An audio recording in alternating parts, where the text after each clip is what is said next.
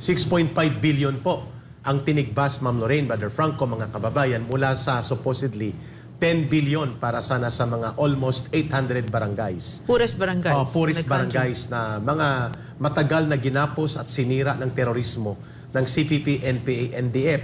Subalit pagdating sa bicameral, meaning yung joint representation ng panel of the House of Representatives at ng Senate, tinigbas nila is around 6.5 billion pesos. Samantalang pinunduhan nila na hindi naman hiningi ng COMELEC dahil wala namang paggagamitan sana yan, 14 billion mga kababayan ang kanilang isinalaksak at itinago sa COMELEC para sa referendum. Napakalaki. Grabe. At very scandalous po ito sapagkat hindi nga hiningi ng COMELEC yan dahil hindi naman yan para sa regular conduct of midterm elections o registration of voters.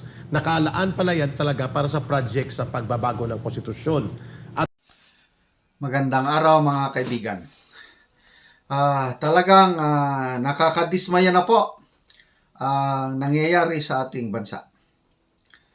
Salamat na lang at nandyan sina Ka Eric Doc Badoy na nagsisiwalat nitong mga ginagawa ng ito specific kongreso. Sabi no, malaki na sana yung 10 billion pesos na pundo para sa more or less 800 poorest barangays. I don't know kung how many millions per barangay. 2 million ba?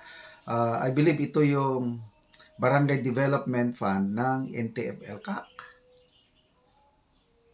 So lumalabas, binawasan pala ng Kongreso. Magkano ang ibinawas? 6.5 billion at naiwan na lang 3.5 billion. So halos sobra kalahati ang nabawas. So, saan nila inallocate yung 6.5 billion? So, narinig natin na yung sabi ni na kay Eric Doc Badoy, ginamit yun para punduhan ang plebisito or referendum related sa pag-amyenda ng ating saligang batas. Kasi ang target ng Kongreso, kung hindi pa nakialam ang presidente, by April or May, magkakaroon na ng plebisito. So, yun na. Nailagay na yung pundo na 14 billion pesos sa COMELEC. Na ito, hindi naman ito para sa 2025 midterm election. Wala namang election. Yun pala, pinaghahandaan ang plebisito. Kasi kung makagather sila ng maraming signatures, ang susunod niyan, magkakaroon ng referendum or plebisito at tayo mismo, ang taong bayan, ang magbubutar o magpili kung gusto pa natin itong panukala ng Kongreso na maging unicameral na lang ang ating sistema. Wala ng Kongreso, wala ng Senado, isang ano na lang, isang house. Kaya parliament na lang. So, grabe, no?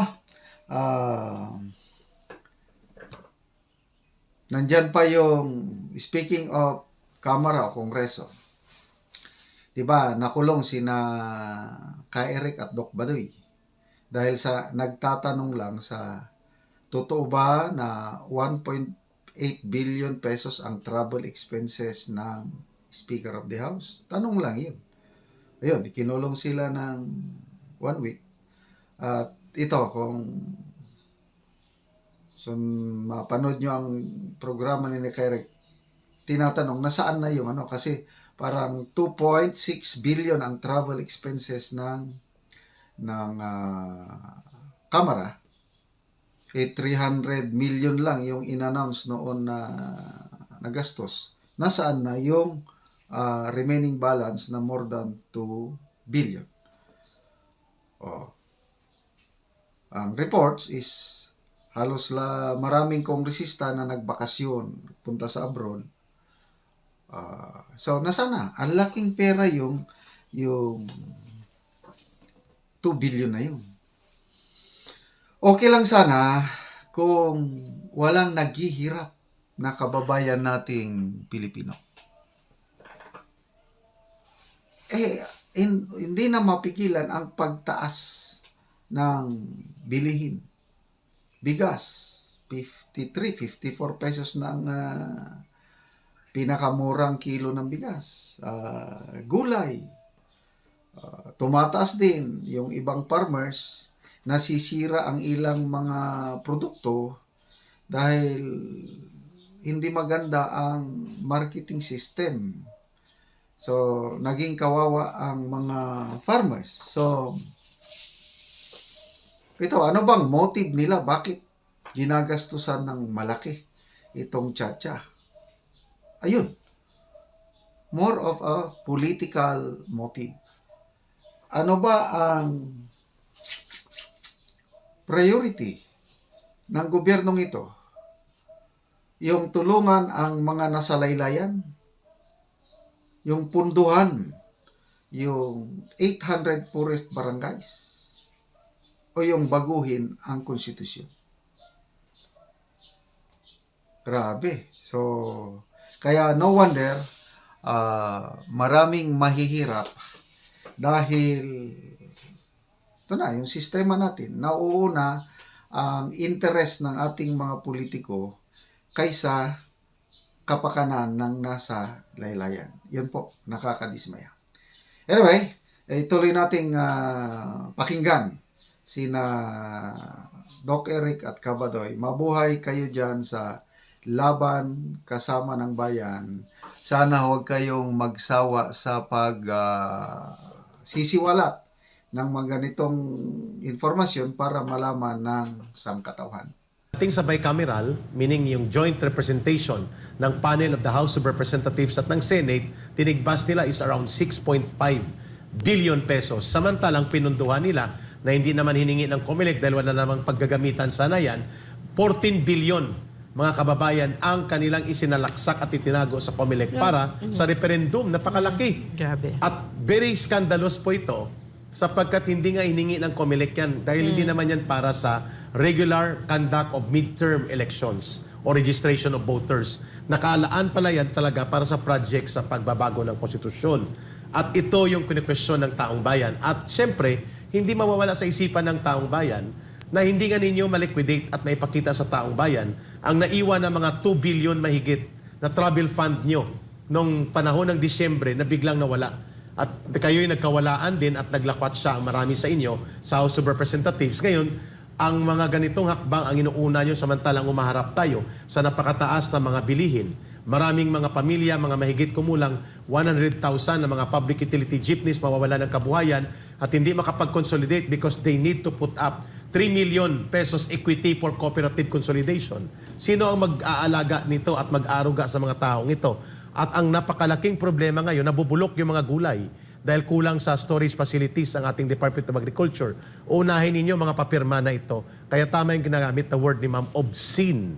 Dadagdagan ko, scandalous maneuver o Immoral. political, immoral. So immoral. Yes, sapagkat sa panahon na lugmok ang milyong-milyong mamamayan, unahin ninyo ang panluloko sa papirma-pirma na hindi ito interes ng mamamayan.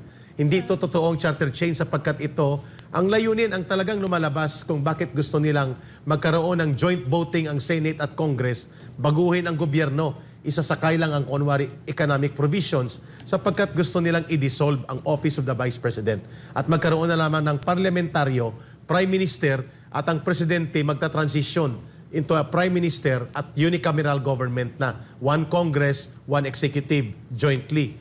Pero hindi yon ang totoong layunin nila. Concentration ng poder at extension ng poder. Kaya nila ginagamit ang panloloko na ito. So tigilan nyo nga yan at gagamitin namin ang termino dito, iskandaloso, napaka walang mudo at immoral at walang damdamin, insensitive. Ang mga taong ito na ginagamit ang kapobrihan ng mga mamamayan para lokohin at linlangin sila sa isang political agenda. Pero magkaroon kayo ng pag-iingat mga kababayan.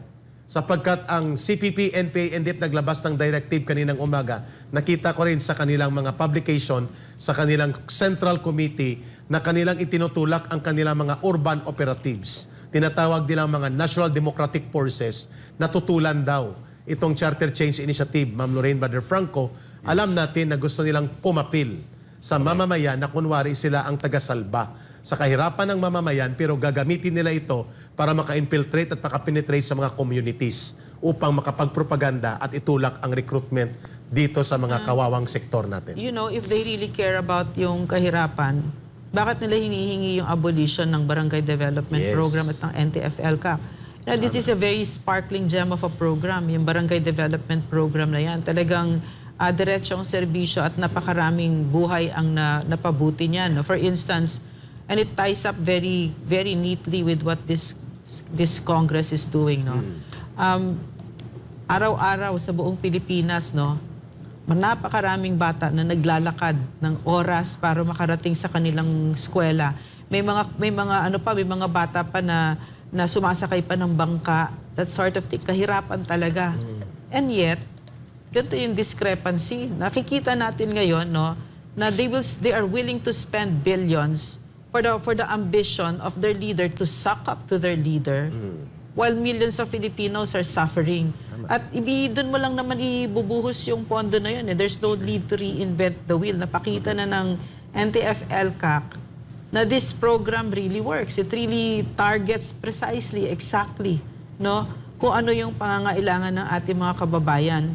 And yet, tinitigbas ninyo ng ganyan, bilyon ang tinatanggal ninyo 6.5 para doon sa mga kababayan natin na talagang nangangailangan. So, masakit tignan lahat ito. Napakasakit tignan lahat ito, no, mga kababayan. This circus that's playing out before our very eyes. But I hope it really wakes you up so that nakita ninyo na yung Congress naman na yan, hindi naman yan nanggaling sa bula. Tayo ang naglagay dyan sa mga yan. Okay? Yes, So, sa susunod na elections, gandahan ninyo yung pagpili nyo.